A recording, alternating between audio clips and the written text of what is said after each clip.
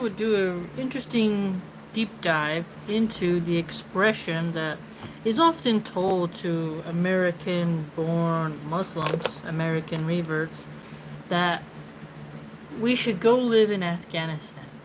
And so I think it would do us well to examine what exactly is it that is being said when someone speaks this way.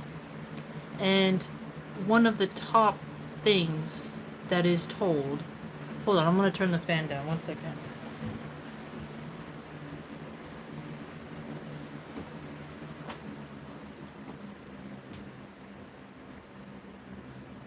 Sorry about that.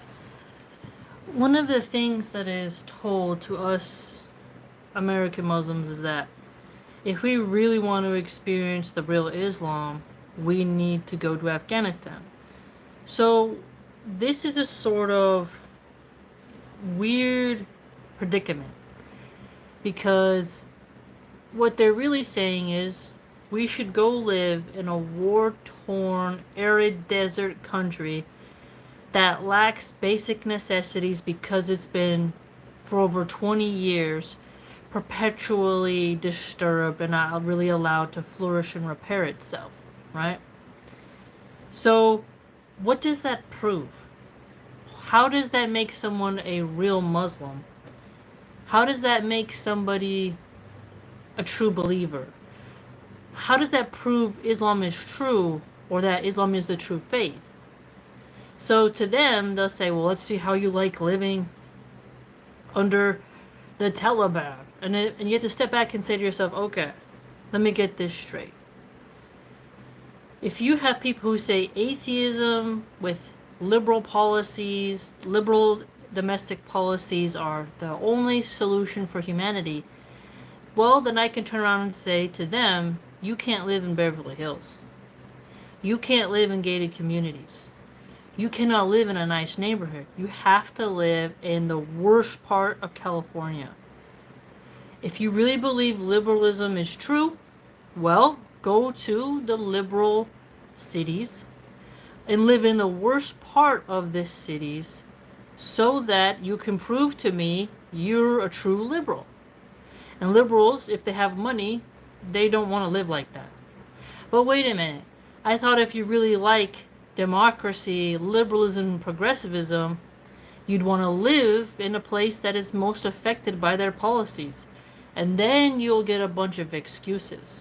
Oh, well, those cities are bad because of systemic poverty and blah, blah, blah, blah. Okay, now you got a bunch of excuses why you don't want to live in a California hood. California is a blue state. It's ruled by majority liberal progressives, majority atheists. So why don't you live in the hood? Okay, Afghanistan is a rough place. And it's not because, oh, well, Islam must be false because Afghanistan is a rough place to live. How does that make any logical sense? People will say, well, Islam is false because Afghanistan is a war-torn country. So Islam must be false because Afghanistan isn't New York City. Meanwhile, if you look at the crime rates, Cash Jordan, he's a YouTube channel, he's been covering lots of the crime going on in New York City. And what is the top response in the comments section? Liberals are soft on crime. Progressive district attorneys. You'll see constantly, oh, Democrat mayors, they don't know how to run New York City. You'll see lots of people say that the liberal philosophy is just not working when it comes to crime. We need more hard-on crime policies. Okay. So, by that same logic, if you're a liberal atheist and you think you have to spread democracy across the world, you have to go live in a New York hood. You need to be subjected to your own policies. Oh, but that's not true liberalism. No, but New York City has not been in any war zone. They just have been practicing the soft on crime policies. CVS, Walgreens, Rite Aid, they're leaving. They can't take the crime there. Okay. So why is it all of a sudden, if I say, as an American-born revert, I don't want to live in a hot, arid place. I'm a snow person, and by the very least, I would rather live in a gray, rainy, coastal region. That's what I'm more inclined to. It's so funny how the people who dislike Islam, they ignore this blatant fact that so many Islamic countries are very dry. And I'm a survivalist. I like the prepper mentality. What is the prepper mentality?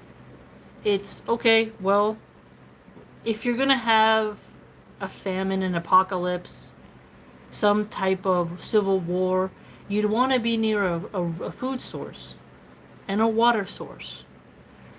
Well, California has a lot of farmlands, lots of wildlife to eat. The ocean is here. I can go get halibut right out of the water. I can get crabs, okay? I got fat ducks, fat geese all around, seagulls, whatever I need, pelicans. There's a lot of food to eat. Even eat a crow if I need to. Domesticated pigeons, okay? There's deer, rabbits, all kinds of stuff. So, if you are suffering with poverty, and if you cannot go to a food bank, if you cannot afford food, you can, and you have your hunter's license, or you just can catch the animal and slaughter it yourself in a halal way, you won't starve. Now, I'm not sure about all the topography of Afghanistan, but you can look at it and say, okay, clearly the same farming capabilities are not possible that is with California or Montana or Texas or Alaska. You know, different trees, different plant lives, they grow in different climate zones because of what is available there in terms of water. So why should I take my children to a place that's been war-torn for a while in order to prove Islam is true? That doesn't make sense. Do I tell the liberals, hey, if you want to prove liberalism and atheism is the truth, you gotta go live in Oakland. You gotta live in the worst part of San Francisco. Okay? You have to do that. You're not allowed to live in a nice community if you're a true liberal. Do you see what I'm saying? So the insults they levy at American reverts doesn't really make sense when you apply it to them as well. Okay? Further, American pain. Okay, so why do they tell this to us American Muslim reverts? They say, go to Afghanistan and see how you like it. And it's like, okay, what are you getting at there? It's a threat of pain. So it's like, oh, well, the men there are going to hurt you. So we want you to go there so men hurt you, so you recount Islam and come back and say how great liberal atheism is, because nobody in America, no men in America hurt women. And then you have to think to yourself, that doesn't make sense. Because wicked men and good men, they're going to exist in every population. So, take a look at channels like Soft White Underbelly, where people go and they talk about their pain, their suffering, what they endured. You can clearly see that America has a lot of broken homes. Just look at the suffering of people, how they recount. We're not war-torn, okay? Sure, we don't have guys in the back of trucks with AKs who just won a war. Okay, we don't have that, but you know what we do have? Lowriders. We have, in California, lowriders that contain people selling narcotics and stuff, and they're bumping music. We also have car shows where thugs will take over the streets. They'll do donuts in the street, and there'll be women shaking their butts, and police officers can't break up the chaos in the street. And so they just kind of let the hoodlums take over the street, and now you're sitting in your car trying to go home to your family, and people are having a car show in the middle of the road. This is a very common California thing. Okay? So we have lost a grip on law and order in America. When the BLM riots happened, how much damage did that cause? That's quite a lot, isn't it?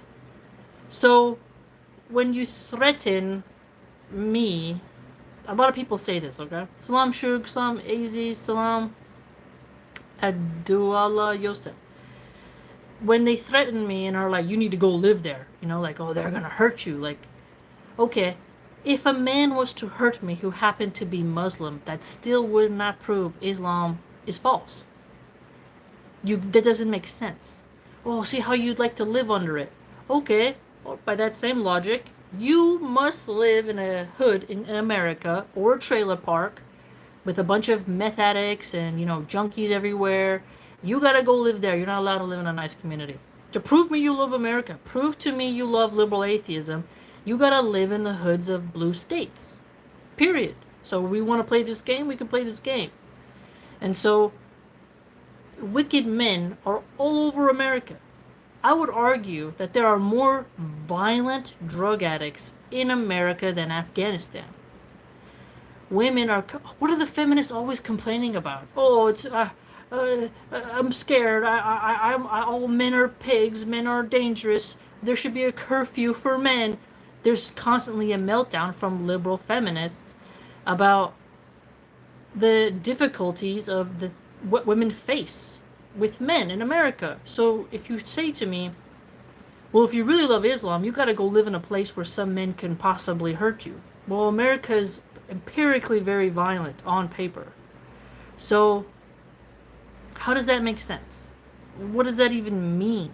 Think about it. What they're telling me as a Muslim woman is that we want you to get hurt by a Muslim male so that you see your religion is false. What kind of that doesn't prove anything. That doesn't prove anything.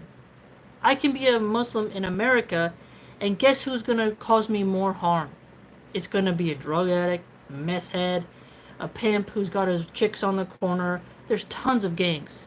Latino gangs, black gangs, white gangs, you name it. California is called Killicali for a reason. For a reason. Why do some of the most thug rappers come out of California? Compton, Long Beach, Oakland. I mean, you name it. I lived in Philadelphia. Look at Philadelphia now. Go look at the crime rate of Philadelphia. I went to school in Kensington. Look up videos on YouTube of Kensington right now. Okay? Inglewood, exactly, Adhan Kabir. So when they're like, oh yeah, you think you love Islam? You gotta go live in a place where some guy might hurt you. And it's like, your American revert women already know the threat of violent men or mentally ill men. And what's even funnier, they don't talk about the violent women in gangs either. They don't talk about that. And you're like, okay, what's going on here? And then these same people will be like, oh, you can't be a real Muslim if you don't want to live in the desert. And it's like, what are you talking about? There's nothing in Islam that says I can't live in a snowy region. I can't live in a coastal town.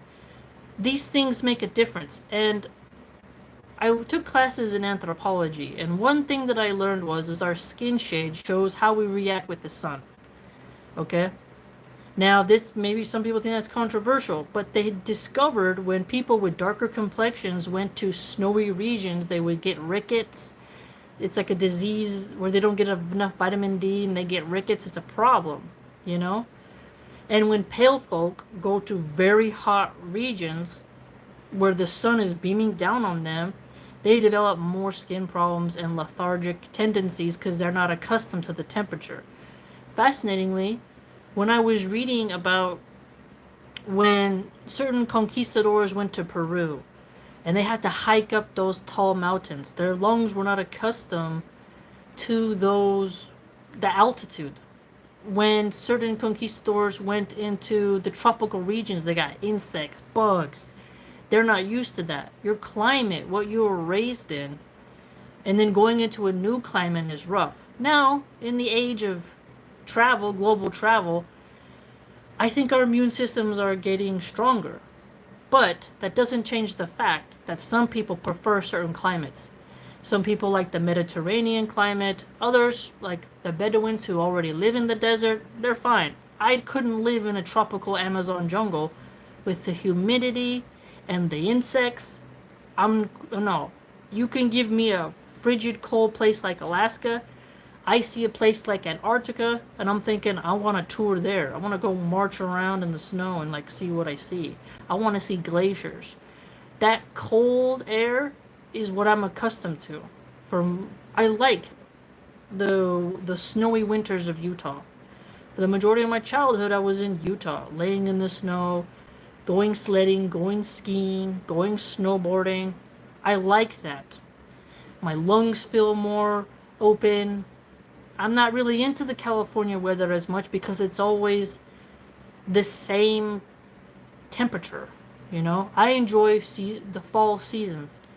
Anyone who's followed me for a while has heard me say this constantly, how I'm more of a winter, fall type of person.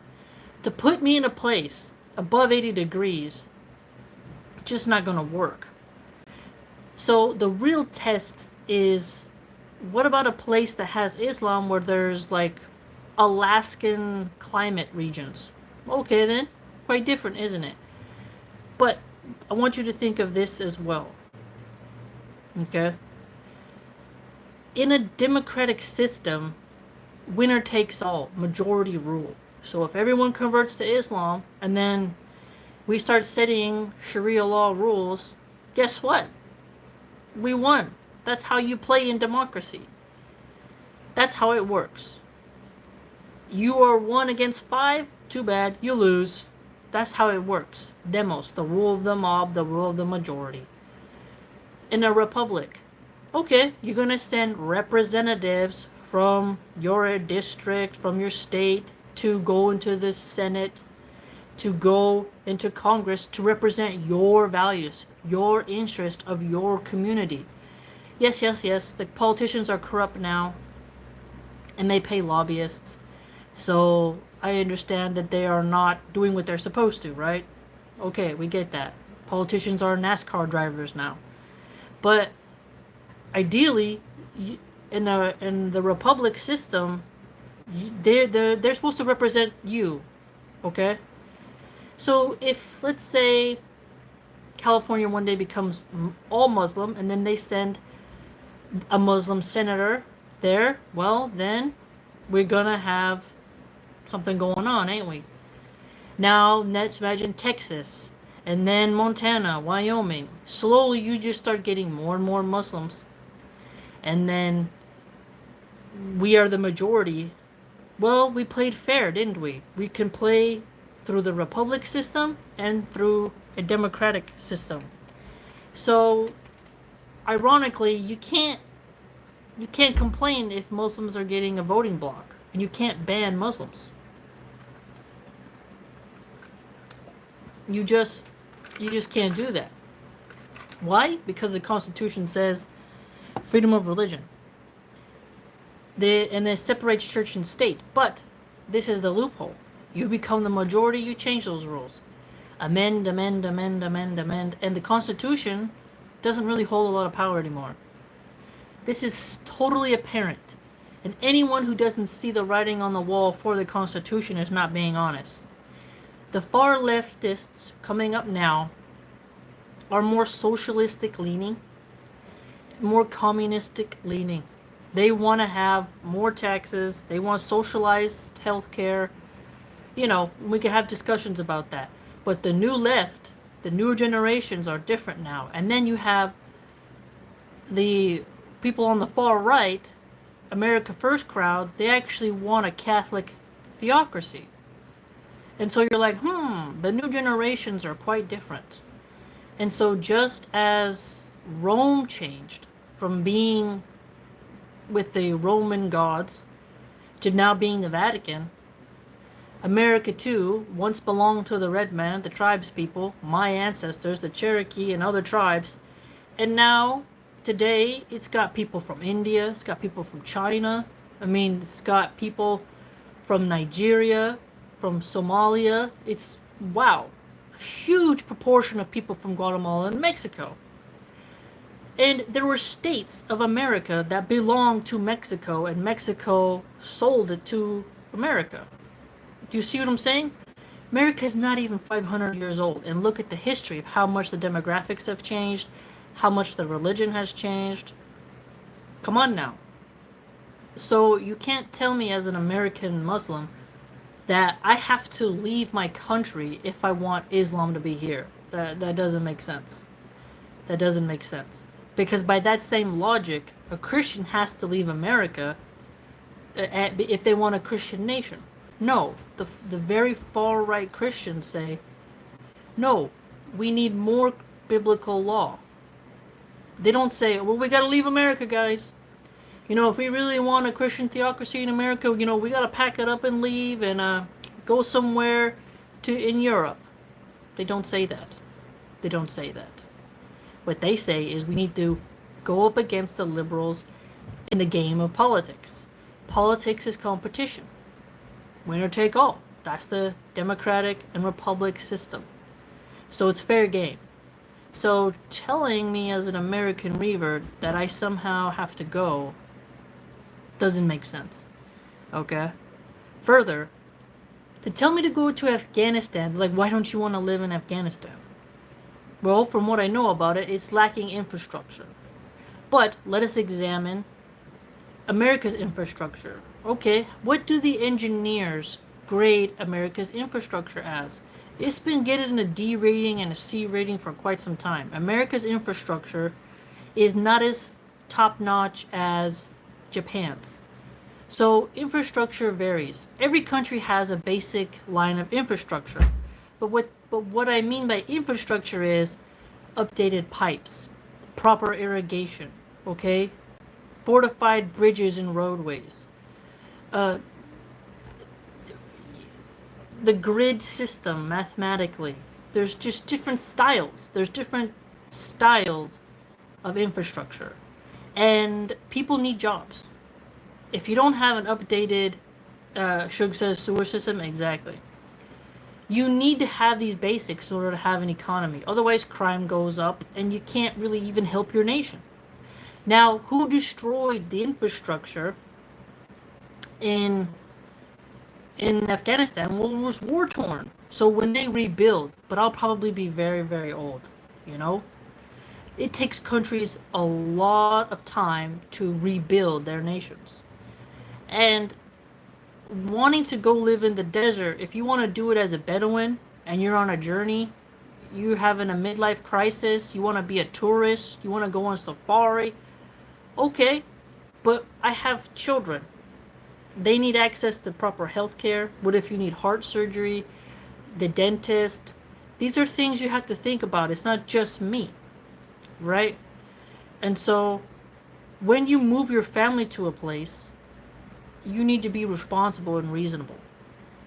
And America has a struggling infrastructure. We're going down. We're not doing too good. All right, we're bleeding the tax people dry, but it's still more functional than Afghanistan for now. Okay? Now, we were told as Americans we were going to go build infrastructure in Afghanistan after we destroyed it. That doesn't look likely. And in fact, Biden has sanctions on Afghanistan, which is starving the people even more. And the women there, some of them have premature babies. They're not able to even have some anesthesia for C-sections. They don't even have the ability to give people cancer treatments. It's really struggling over there. So Afghanistan's suffering does not mean Islam as a religion is false. That's they never tell me go live in Dubai. I don't know if Dubai is a Muslim country. But apparently, you got to be wealthy to go to Dubai. It's a prostitution capital. Okay? And there's rich people go there and drive ridiculously expensive cars to flex on each other. That's materialistic. I want to have the ability of having a farm. That's not materialistic. The arid soil of Afghanistan limits the type of crops you can grow. It's very difficult. It's a very rugged life. Now, I watch a lot of bushcraft videos. If you follow this channel for a while, I like that. Doing bushcraft in Alaska where you have access to salmon, plenty of different types of fir trees, pine trees, you name it, oak trees, you can create all kinds of stuff and survive. Berries, the seasons and the fruiting seasons and the edible plants can sustain you in times of economic crisis. It's harder to survive in a desert where you can't even forage for wild food. Okay? It's different. You're born there, you like it, you're accustomed to it, that's fine. Me, if you put me in a cold region, that's better for me. I can eat snow, I can eat caribou, elk, venison. It's a very different type of existence. And so it is funny when people tell me, like, go live in Afghanistan. What they want me to do is to get hurt by a random guy and say, well, I can't be Muslim anymore because some stranger attacked me. So Islam must be false because some guy decided to, throw a sandal at me. What does that prove? Homeless people all the time assault women daily in San Francisco. But if I say, hey, you can't be a real liberal unless you let the homeless people assault you, no one would agree with that. They would say, oh, what? What does me being liberal mean? I have to let crimes happen to me. Okay, same thing. Same thing. Okay, you think you're a liberal atheist? Please, live in Oakland. I want you to live in the worst parts of California to prove to me you're a Sam Harris turtleneck wearing freak. Prove it. Come on. No, a lot of liberals who will tell me to go live in Afghanistan, gated communities, they have money for DoorDash, tablecloth restaurants, brand new Tesla. What they're getting at is a materialistic aim. I'm not a rich person. I was not born into a rich family. I don't have fancy jewelry. I don't have fancy anything besides my book holder, which is, I think, pretty cool, which was from Turkey. And I guess you could say a phone and a computer is fancy. Whatever. By American standards, I am a minimalist. And I'm a hermit. I want to homestead. Can't afford it yet. I want to be on a farm. I want ducks and chickens. Okay? Close to the mountains. That's what I want. That's my future goal. I have to save for that. Okay? Buying animals for livestock costs money. Okay?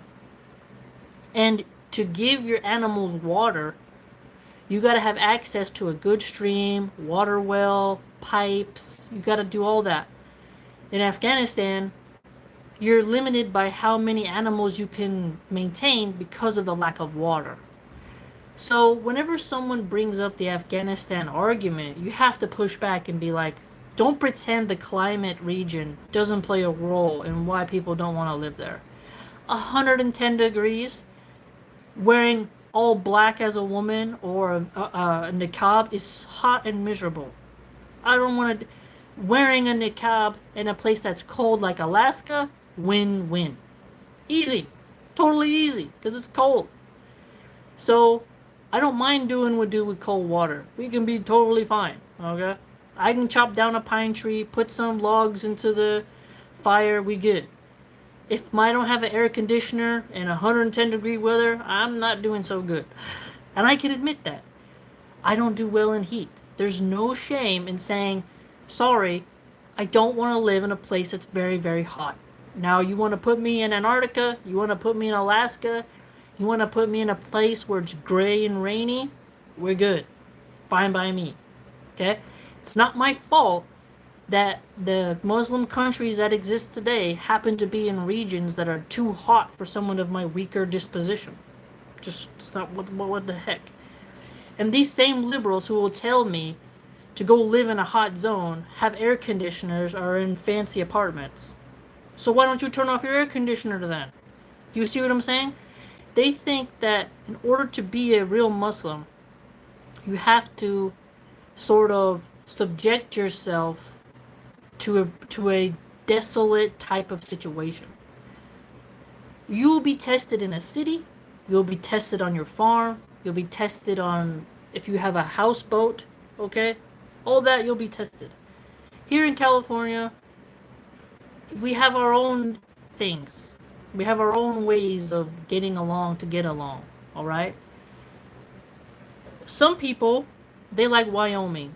Some people like North Dakota, South Carolina. Some people like Louisiana. Louisiana's got so many mosquitoes, I probably would be, a walking, itching, totally miserable. Frogs, alligators, swamps. I can't handle that. Swamps are scary. Swamps are scary. I can say that. A swamp at night with giant spiders? No way. I ain't trying to deal with all that. So, what are my goals in life? I want to have a farm. And I've talked about this constantly. Now, real estate is expensive, isn't it? Building a barn, having a specific barn where I can have halal meat slaughter, building a chicken coop, having a bedroom, all that takes time and money. Okay? I'm not wealthy, and I'm not a monetized YouTuber. You see what I'm saying? So it's like, what? And I'm a stay-at-home mom, so that's all up to my husband to be able to afford in the future, which is fine. But I'm just saying, I would be a farm person, a homesteader. That's what I like to do. It won't be hard for me to practice Islam as a homesteader in some mountain. You see what I'm saying? So, the coldness of Afghanistan cannot compare to Alaska. The trees that grow in Alaska, that grow in California, don't grow in Afghanistan. It doesn't matter if it's like desert cold, it's not snow cold. And there's different types of snow. You cannot compare the snow of Alaska, the temperature, the fish, the wildlife, the topography, to that of Afghanistan. It's different and everyone knows it. Just because the desert gets cold at night does not mean that it's a snowy type of cold. I never see no picture of pine trees in Afghanistan. It's palms, which is fine. Okay, palm trees and pine trees can both grow in California. Okay? Because of the Mediterranean climate, and pine trees are very drought resistant. And they handle temperature fluctuations pretty well. And so, when you tell me as American revert, whose ancestors are Cherokee, in this land, I'm born and bred here. I don't have to leave my country in order to prove Islam is real. Just like an atheist doesn't have to go live in godless China to prove that they are really dedicated to their craft. How many communists in America, they'll talk about communism, they want it so bad, but they're not moving to Cuba, and they don't actually start communist compounds of their own, which you can do in America. You can buy land, and you can start having your own compound. There's a lot of compounds in America. Are they doing that? Very few people do it. Very few people do it.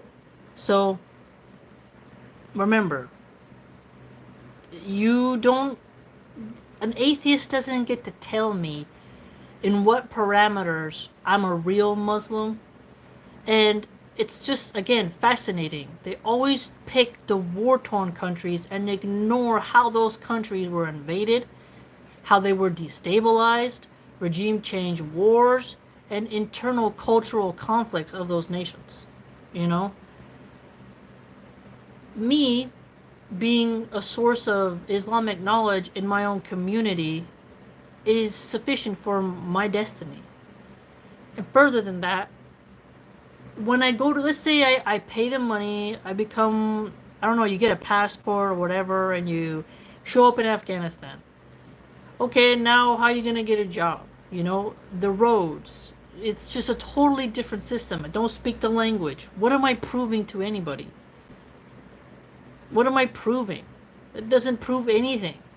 Why is it a Christian can live anywhere in the world, but a Muslim can't live in America even though that's their culture? And further than that, the culture of Afghanistan is their culture. I don't understand the culture. I'm not from there. I can't give you like, oh, they have this custom and the food and this and that. What are you talking about? I only know my own country. I should stay where my people are, where my family is. You have to maintain the ties of kin and kinship. I can't just leave my elderly grandparents and be like, hey, sorry, I'm going to go to Afghanistan in the desert where you can't reach me, because I got to prove to online atheists and liberals that I'm somehow a real believer in Islam. Where I live in the world doesn't prove that Islam is or isn't true. And saying, oh, well, if a country has a religion and it's poor, that means the religion is false. No, it doesn't. So by that logic, Italy has wealth, so Rome has wealth. So does that mean Catholicism is true because the Vatican looks really fancy? What does that even mean? Is that how science works? Looking at the economic and banking system can show you how that country got their wealth. Corrupt politicians can drain a country. They can put a lot of money in their pockets. So if you have a country that is Muslim and the political leaders are not doing their duties and they're corrupt and it drains it drains the country, that doesn't prove Islam is false because corrupt politicians exist. That doesn't make sense.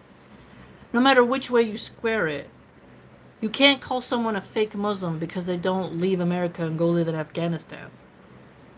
Because then I could turn around and call you a fake liberal, a fake atheist, because you're not living in the hoods. Go live in the hoods.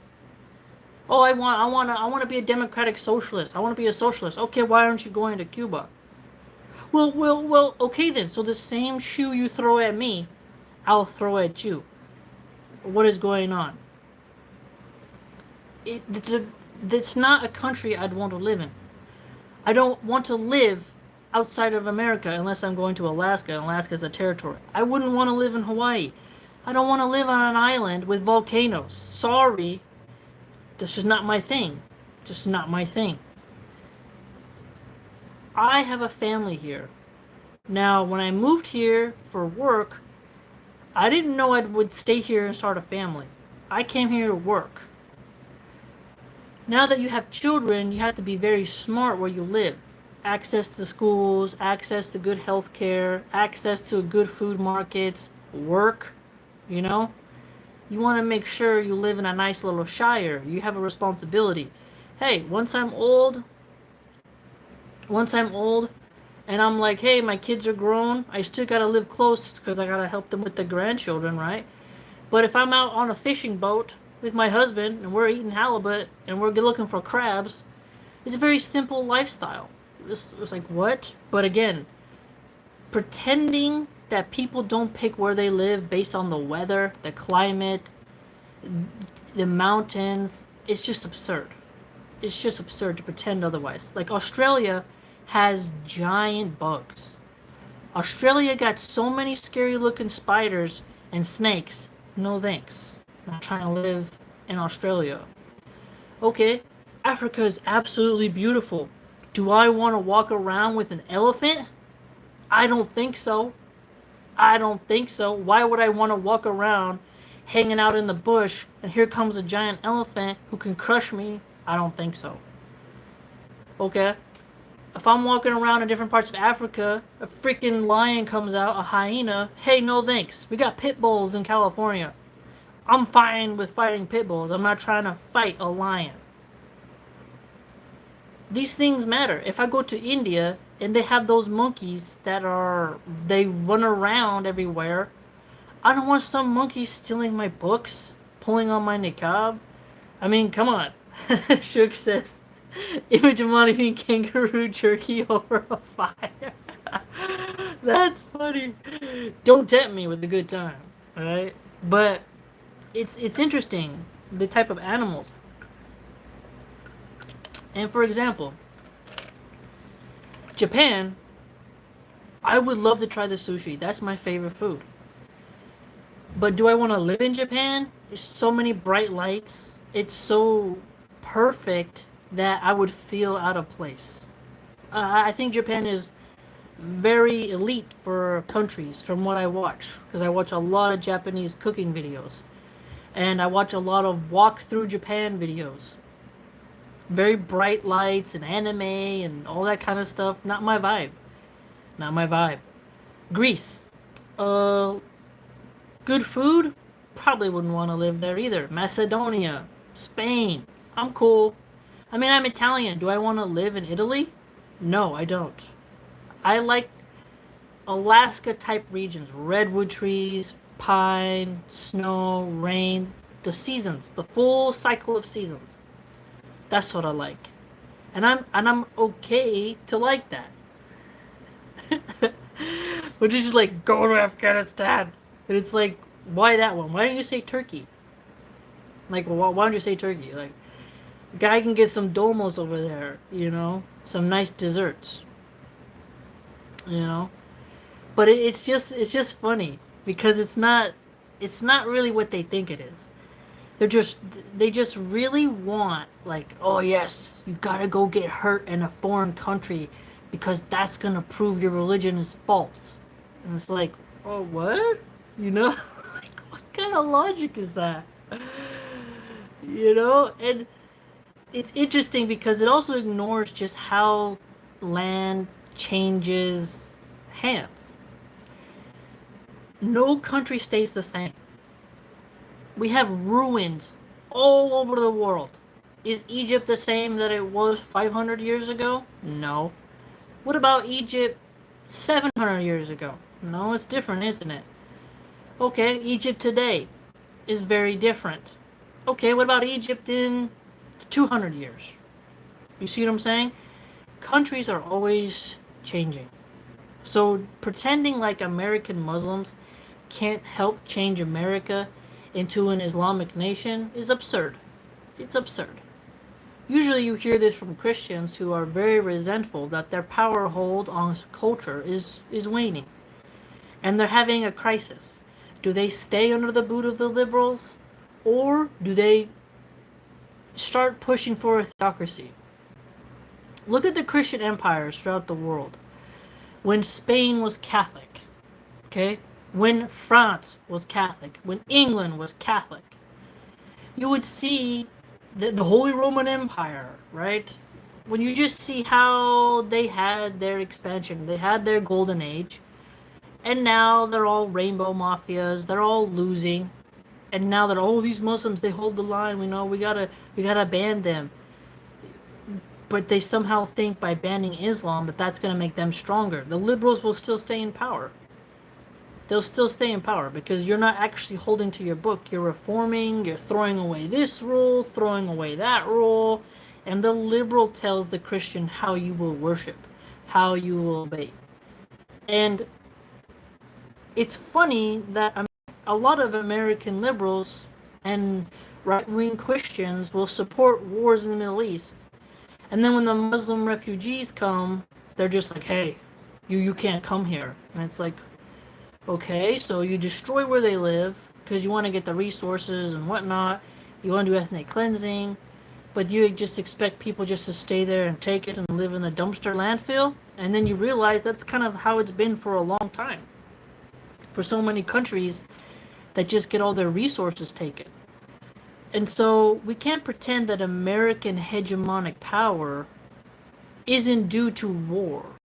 So you hear stuff like Islam is not a religion of peace, that you'll say. To which I will ask the honest question, is America a nation of peace? Okay, let us look from 1776 until right now. How many wars and interventions has America been part of? How much of our GDP goes towards the military? How many war widows do we have, and how many homeless veterans do we have? How many military bases do we have across the world? Why do we have those bases? What are they going to be used for? The military. What is the military used for? Maintaining peace through the threat of force. So you have offensive war and defensive war, right? So what is America's primary foreign policy? It's offensive strategies. I just watched a debate with Glenn Greenwald and Alan Dershowitz where he said there should be a preemptive strike, a deterrent strike on Iran. So that's an offensive strategy where you attack first and then you initiate a war. America has done that. I know this is very hard. I was raised by a Vietnam vet. Okay? I was raised to, be that bald eagle. We're gonna rah, rah, rah. I was in the 6th grade when 9/11 happened.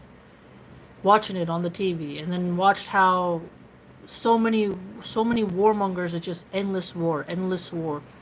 And that's what's really sad is us Americans, while we tell people, go live in Afghanistan so you can be abused by random men in sandals and turbans, and then ignore how militaristic America actually is. But we have a very posh way of our militarism. So let's take a step back. People get scared of the tallies in Afghanistan because they show some type of militarism which looks more like guerrilla warfare. Whereas in, let's say, North Korea, you'll see people doing a marching step. China will do like a giant demonstration of their military. They have a different way of expressing their militarism, but every country has a military, but their military shows are different. So the way Afghanistan has shown their military shows is it's just more rugged. Back of a pickup truck, AK, turban, there's, they're just flying a flag and they're driving around. Now, Americans will see that as scary, but then when they see a very organized, systematic display by North Korea, by any other country in the world where they're just kicking up their feet, oh, that's not scary because it's organized and pretty. Even though they got giant missiles. And you're like, So it's optics, isn't it? The optics of Afghanistan look more brutal, and so the people are more scared of it, so they want to send American Muslims to Afghanistan for this perceived abuse that they suspect the women will have. When someone says this statement, because I'm American born, I know how the right wing behaves. I know how the boomer generation says it. I know how all the right wing influencers use it. Because that's politically, I'm a political science major and I just hear their talking points and I know how they're trying to use it. Like they'll tell Mexicans, if you don't like the food here, you should go back. Like Americans love kicking Americans out of their own country. They love trying to kick everybody out while our empires go and do regime change wars across the world. We have this very tense hypocrisy about us where we want to kick everyone out, but at the same time we middle our nose in every affair in the world and we are the world police. How does that make sense? So we push our ideology on other countries where we got to spread democracy, feminism, liberalism, and atheism. Gotta spread the rainbow flag. Okay, you're going over there and, ruffling the waters. But when people in our own country say, hey, you know what? I think we need more Islamic law because this brothel culture we have is not working. Hey, we need more Islamic law because, you know what? Open drug use on the BART system, open drug use on the subway. I don't really think that's a sustainable, good idea. What does the progressive say? Oh, we need safe injection sites. That's what we need. We need to have safe places for people to shoot up, like Amsterdam. And you're like, no, we can't, no. Don't give people more drugs. They're like, yeah, that's the solution. I mean, don't be a barbarian, you Muslim. You want to ban drugs? Oh my goodness. How dare you tell people what they can put in their body? Hey man, but we got all these drug addicts robbing citizens as they walk home from work. Or like we've got too many robberies. Oh, you know what?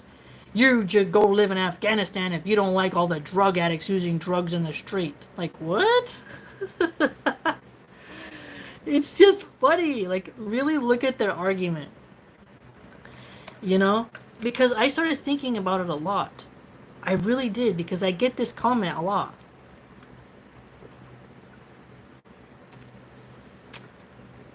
So just think about it.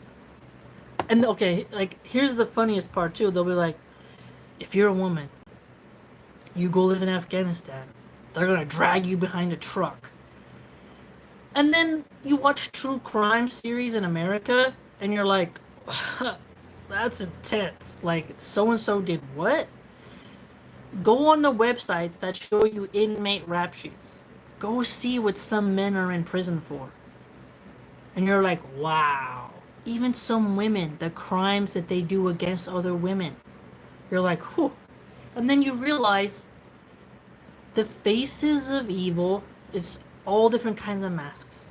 So you can't say a Muslim did something very evil, therefore Islam is false. A Muslim does something bad in Afghanistan, therefore Islam is false. What are you, what? What are you talking about? you know, you just can't get it. So I bet you someone should do this. A lot of gang members are not on paper, right? But look how many gang members are in prisons and on the streets and are registered because they have a crime rap sheet. And then, say how many people are in the Taliban? Are the Taliban committing as many crimes as American gang members? Who does more violent crimes against women? The gangbangers or the tallies in a far distant land? And a lot of it too is that, okay, this is another angle that people don't want to acknowledge. They don't like the tallies of Afghanistan because they don't let people dress completely nude. So in America, you'll have pride parades where guys will be whipping each other. It's very kinky, it's very dirty.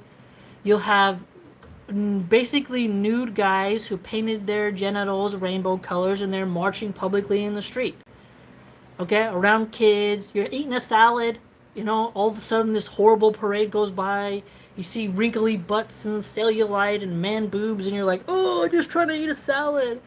They'll say, if you don't like that parade, why don't you go live in Afghanistan? It's like, why can't I eat my salad without seeing this depravity? Like, this is disgusting. Like, get it out of my sight. Oh, why don't you? You don't like it? You don't like the pride parades? You should go live in Afghanistan. They won't let you do that there. Well, maybe that's something we need in America. Public nudity was not always a thing. 1920s, could you have a parade like that in America? 1800s, would people allow you to be whipping each other in dog masks with ball gags in your mouth? Would they let you do that? Come on, what is going on here? And they said, then they moved the goalpost. Okay, yeah, all right. Well, those girls can't go to school. Ask yourself this. Women in America are losing the right to say men can't come in our locker rooms. What about that? We want our locker rooms, we say females only. They say a man in a dress can come in your locker room because he identifies as a woman. Liberals in America deny biological women the right to not have a male see their nudity. Come on. Shook says, Mom, why can't I eat my croutons without having to look at Jen Putnick? It's true. It's so gross. I mean, come on. It's terrible. But it's fascinating because these feminists will say, oh, how dare a woman not be allowed to be nude in public? You should live in Afghanistan if you don't want public nudity. Okay, in Afghanistan, if a woman said, that man cannot come into my locker room, that'd be good. In America, they say, hey, bigot, you're not allowed to say this man in a dress with a beard can't come in the locker room. Think about it. What's more rude? Denying women a safe space or making women, have some class? Come on here, people. And then the men, it's fascinating. You have liberal men who are like, yeah, man, just let it all hang out, man. Yeah. And they're all swingers and creepy. But then you have Christian women who will get really jealous if their husband looks at another woman. If we had more modesty, we'd have a lot less jealousy. But they're like, oh. And then you ask the Christian, hey, does the Bible allow public nudity marches? Like, does the Bible promote women historically wearing just something covering their nips and a miniskirt and high heels? Does the Bible promote this kind of dress code? Can you show me historically where Catholic nations promoted open lewdness? Think about it. They'll say, oh, whoa, aha. So, in the past, women wore those cages as those dresses, that has the the very strange Victorian style with the big hats, and it's got all these buttons and it's frilly. They weren't showing any skin. That would have been seen as like, whoa. So to pretend that modesty wasn't a norm in America is a lie. And who took away the modesty was the liberals. And who indulged? The Christian men. And then the Christians started to become more liberal in their churches with dress codes, you know? Now look where they are. They got drag queen shows in actual churches. You see, so if the liberals can change America, why can't Muslims change America? You see? And so to tell somebody, if you want to change America, you can't. And if you want to change America, you got to go live in Afghanistan. That don't make sense. That's not how America has ever worked. America has always had waves of immigrants who change the destiny of the nation, who change the demographics, change the food, change the job market, everything. Everything. And it's just fascinating. It's just really fascinating. Because breaking it down, it doesn't make any sense, that insult. So what would be funny is if you, next time a Christian complains about the trans flag in their kid's schoolroom, say, well, if you don't like it, you should leave America. Watch how quickly they say no. They'll say, what are you talking about? We gotta go to the school board meetings and we gotta get this out of here and blah, blah, blah, blah, blah. They're not gonna leave. They're gonna say, no, stay and fight. Stay and fight for the values you want. Stand your ground for the principles you want. Express your ideas, fight for your ideals. But suddenly, me, a Muslim woman, will say, hey man, I like the hijab. I think we should ban alcohol. I think we should ban drugs. I think we should get rid of gambling. I think we should, fix our criminal justice system to be more harsh. Oh, how dare you? How dare you? Look at the way the prisons used to be in the past. They used to hang people for certain offenses. Now you get to just relax in a prison and, not even have to have a labor camp. It's amazing. The prisoners are more coddled and are a drain on the system. And the productive citizens who do the right thing have to pay taxes to house them. It's fascinating. Absolutely fascinating. They don't really get as punished as much as they should. And so, nobody can just let people live. Nobody can do that. There's always going to be a guiding philosophy. Always. Always. France is secular, but how did France get secular? How is that? The Jacobins, didn't they do a violent revolution? They beheaded people. It's really interesting. Why don't we look at the Jacobins? How did France become secular? What about these wars where secularists took over? How does a secularist maintain power today? By not letting people express their religious values. So, the secularist cannot exist at the same time as a theocracy. The communistic state does not operate the same as a liberal democracy.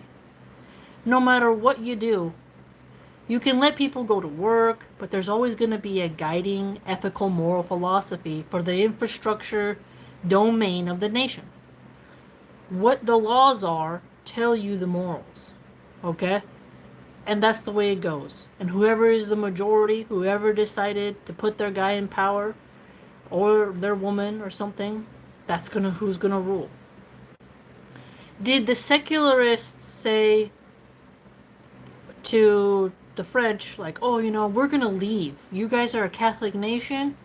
You're a Christian nation. We are secular. We don't want to take over your Christian nation. We're gonna leave. No, they didn't. The secularists stayed and did a violent revolution and totally subjugated the religious people. Hello? Hello? Hello? The secularist uses weapons and uses war. They're not like handing out flowers and like bags of weed and LSD and being like, hey, everybody, you know, we're secularists. We don't believe in war. We don't believe in censorship, you know. We're just going to let you do whatever you want. No, no, no, no, no. Their laws show you who's in power. Okay? The secularists own America. The Christian thinks they're in power, but they have a social leverage, but that's being totally destroyed through the public school system and through social media. So the Christian has to see this and be like, hey man, this is not good. But the Christian says stay and fight. But they always say that. Give me liberty or give me death. Blah, blah, blah. Like, and they always have Jesus on a dinosaur with an AK, and they're Bible thumping, and they're outside of Planned Parenthood. They're fighting for what they want. So the American right-wing Christian doesn't say, oh, I'm going to leave America because the secularists won. They don't do that. Yet, they will tell a Muslim who's born in America, born and bred like cornbread, apple pie, and say, hey, you Muslim revert lady, you can't live in America anymore because you want to change it to be more Islamic. You got to go to Afghanistan. Okay, Christian, you're complaining about the secular liberal atheists teaching the rainbow stuff to your kids. You can't stay and fight. You got to leave. What would they say? They'll say, oh, no, how dare you? My ancestors came over here on boats. My family came over on the Mayflower. How dare you? I have a plantation in Louisiana. You can't tell me nothing. Okay, so you don't want to leave. So why do you get to stay, Christian, but I, Muslim, have to go? Oh, because America is a Christian nation. Is it? I thought we had separation of church and state. Oh, well, we're going to make it a theocracy. The America First crowd, the groypers, say that. Wait a minute. So you want to change America from being secular to a Christian theocracy, but if a Muslim says the same thing, they have to leave, but you get to stay. No. What you're doing is competition. It's competition. The Muslim gets to stay and fight for what they want, and the Christian gets to stay and fight for what they want, and the secularist gets to fight and stay for what they want. The democratic republic system allows the winner to take all. Okay? You get to campaign for what you want. It's as simple as that. And so, by your own metrics and your own rule book and your own tools, the Muslim can still win. You lay down the chessboard, I play the game, now you're mad. It's not my fault if you lose. Play better. Play better. Let me give you an example. The right-wing Christian will say to the legal immigrant, hey, you don't belong here. Hey man, I thought they were Catholic. They're Christian. Don't you want them? They're farming people. Don't you like them? No, no, no. They don't belong here. They gotta leave. And it's like, so it's not really about your Christian brotherhood, is it? It's not. You don't really want more Christians in your country, do you? Because Mexico is majority Catholic. So, what's that all about? Oh. But if a Muslim says, hey man, I think we should accept Palestinian refugees. How dare you? How dare you? And so think about it. And then you'll see the tribes people, those who remain, will tell the American Christian, hey, you're on stolen land. This all should be given back to the tribes. And then the Christian will say, you lost the war. You're a wagon burner. You don't get to decide. You lost. Go on your reservation. Okay, so the Christian conquered the pagans. They got the land. Secular liberal atheists came, take it from the Christian, now they rule. Do you see, America has always changed hands. And so, if we have American-born Muslims who stay and do dawah and spread Islam, and people like Islam, and then America slowly becomes more Islamic, that's a fair play. Competition of ideas, right? Hey, competition of ideas, right? But you don't like that when you start losing. So that's funny to me. Very funny. There can only be one ruler on a legislative level. You can't have a Hindu law here, a Jewish law here, a Catholic law here. No, you look at the law books and you start to say, hey, this is all mostly secular. You see? America doesn't rule by biblical law. It doesn't. So if a Christian complains about the laws, do we tell them they have to leave America? Like, hey, you don't like it that the secularists are putting all types of weird stuff on the TV and advertisements and pushing really abortion propaganda on your preteen. You don't like that? Well, leave. Well, I was born here. Well, guess what? It's not a Christian nation. You gotta leave now. Go find a Christian nation. Bye bye. The Christian won't leave. They'll say, no, I'm gonna stay and fight. You see? So, again, as an American Reaver, you don't get to tell me the only way you can be a true Muslim is if you live in the desert, or you have to leave your homeland and go live somewhere where it's a war-torn country. What? Pretending that American Muslims can't do the hard groundwork to lay the foundations for future generations is dishonest. A lot of children right now need female Muslim role models to teach them modesty, grace, tawheed, not to commit shirk, the freedom that comes with Islam and your spirituality and the inner peace it can give you, and the order of gender roles that it gives. We have a right to give people that truth. They have a right to hear it. If you inhibit that, well, you're breaking your own rules. Winner take all system. That's how it goes. You know?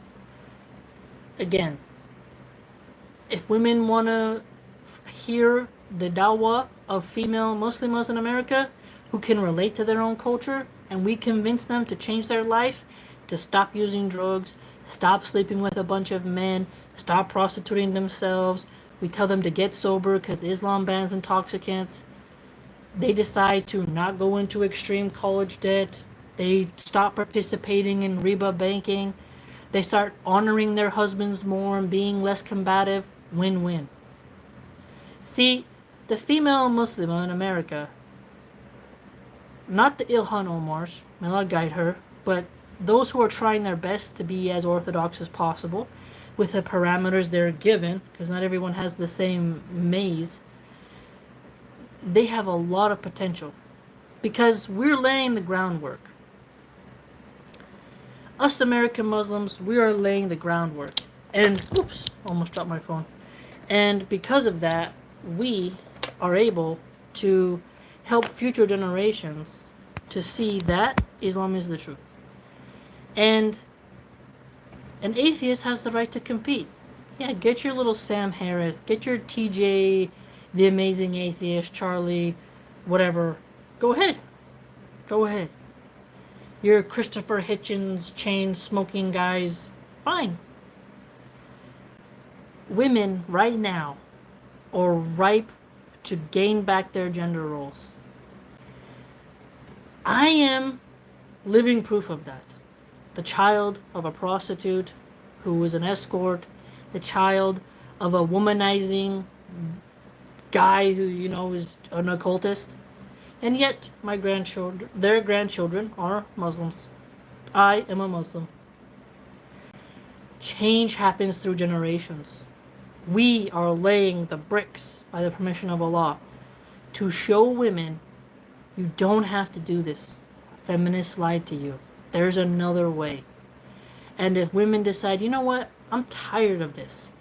I don't want to be hooking up in clubs and getting STDs, getting abortions, drinking red wine as I watch Netflix every night and eat a bunch of edibles. This isn't fulfilling my soul. And there's a Muslim woman there who's like, come to a better path. Come to a better path. That woman has a right to hear it. And it's competition. Who's gonna survive? The liberal boss babe CEO? You'll have economic power. Sure, for a time. But your lineage, your fertility, how you treat your husband, okay, we'll see. Because the male fitra is different than the liberal mind. The liberal male in America is like destiny. Share my woman, don't work out, don't eat meat, vape constantly, they're different. They're shriveling. And the women are like, we want a masculine man. We want a leadership. We want a guy who's gonna help us to feel like he's guiding us spiritually, and who's a leader, who has some compatibility with us, and he seems like he's certain in life on where he wants to go. Not the guy who's like eating mushrooms on the couch with flaming hot Cheetos and talking about anarchy. You'll see. The women are waking up. Bunch of single moms right now. America has pumped out, ran through single moms like you can't believe. Baby daddy, my mom, may Allah guide her to Islam so she can repent. She's got, every one of her kids has a different dad. None of my siblings, none of us share, and my dad's the same. He's got kids by these different women, and I got all these stepbrothers and stepsisters. America allowed the liberals to lead us in to the worst possible path. Raheem, you mean Destiny the streamer? Yes.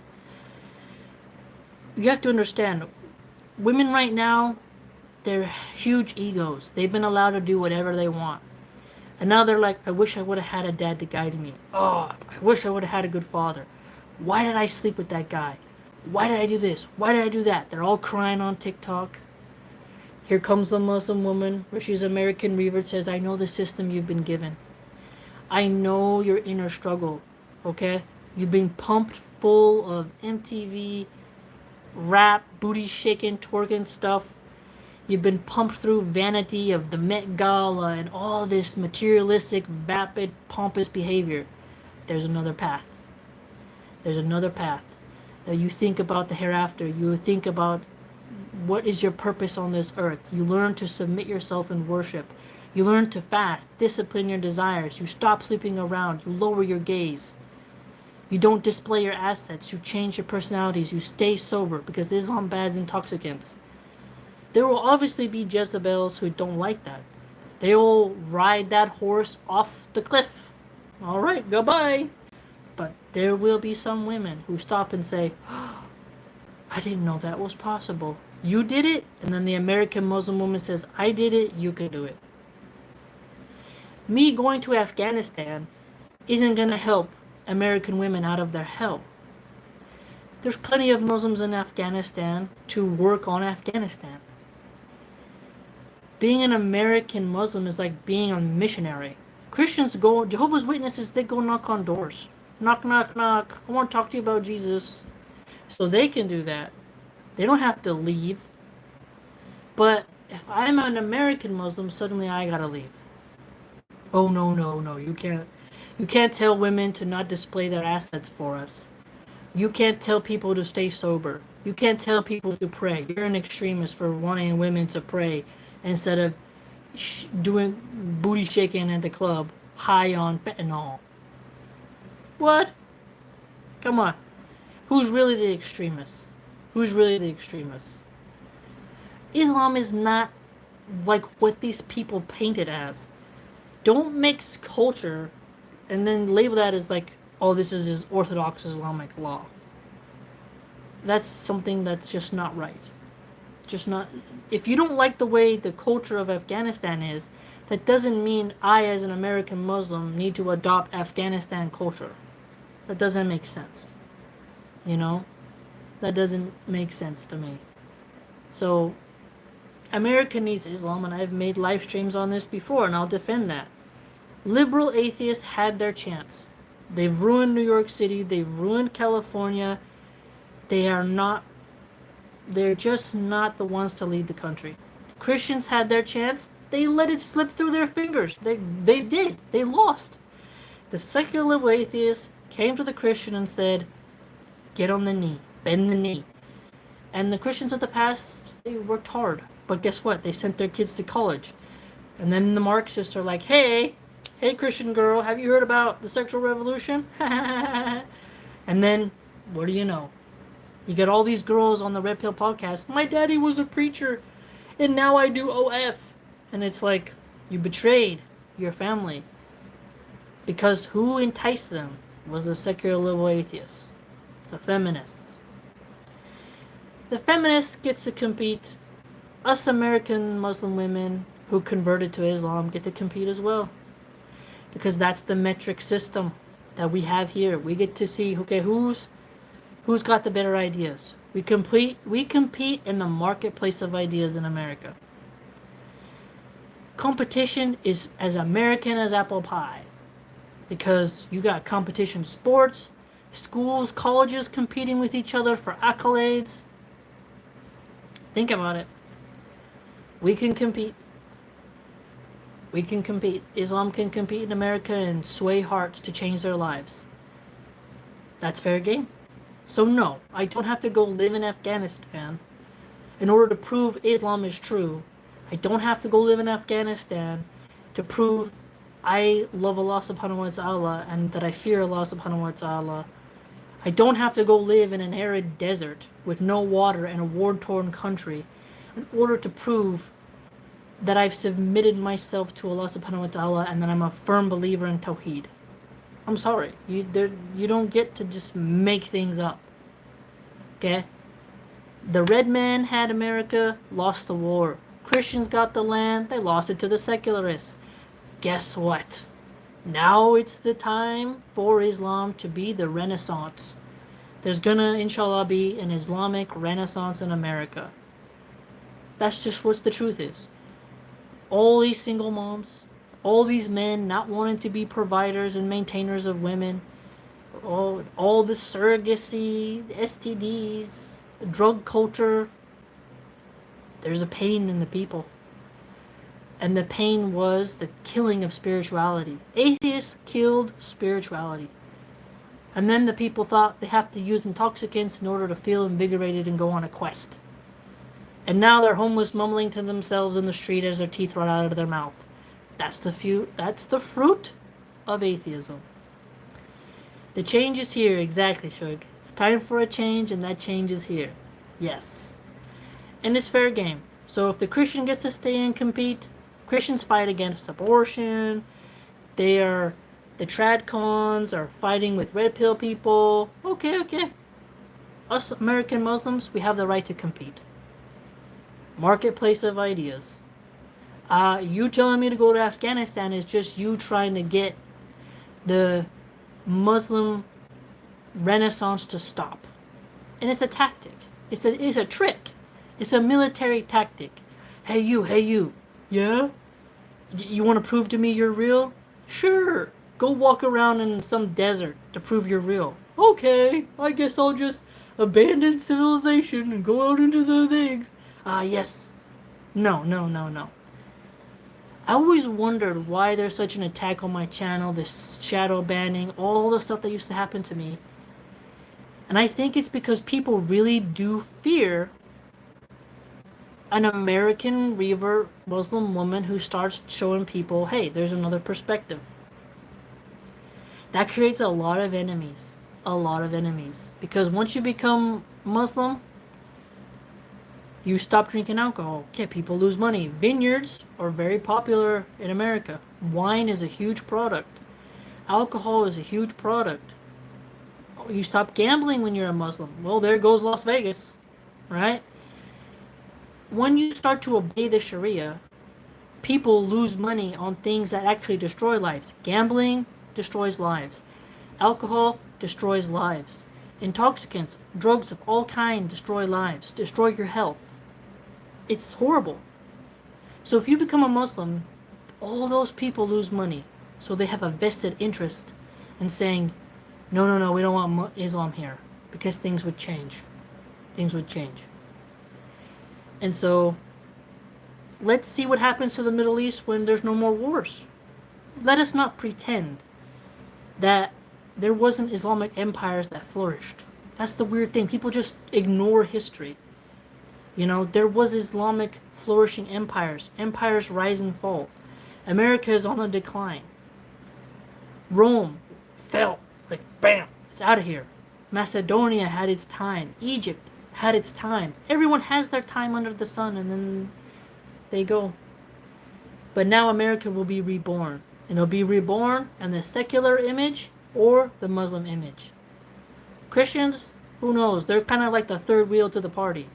They're like trying to hold on. Hey man, your churches are flying rainbow flags. you're kind of defeated, my guy. Okay? Alright? Daily Wire has all of you controlled. Daily Wire decides what's Christian and what's not. You know? A theocracy is the way. Europe was a theocracy for so long, my goodness. Like, the kings of Europe were all religious, and they rule with religious dogma, and had advisors who were religious, and the people were religious. France hasn't been secular for so long. And we'll see how long that lasts. We'll see how long that lasts. I mean, just look at Macron. I don't want to be too mean. I gotta be nice. But secularism won't work. Won't work. Nope. We'll see. We'll see. You know? America has its ups and downs. I don't like the politics of America. I like the landscape. The mountains, the rivers, the ocean. I like the geography, not the politics. And so the politics are up for game. There's that. So let me know what you think. It's a controversial thing, but no, I'm not going to go live in Afghanistan, because living there isn't going to prove that Islam is true. And living in Afghanistan doesn't mean I'll be a real Muslim. Sorry, you're not going to make me abandon a place that needs me. California is Babylon, and Babylon needs Islamic female scholars to give dawah to women. So no. Afghanistan is fine. They don't need me. My own community needs me. The children here need me. Okay? I'm a valued member in my community. Giving dawah in my community is more effective than going to Afghanistan, where I'm a nobody, and where they already have Islam there. So, you know, everyone needs Islamic dawah. La ilaha illallah. Take care, everyone. If you'd like to join my blog and support my content, you can do so by going to www.subscribestar.com/Milahan Archive. Hope to see you there.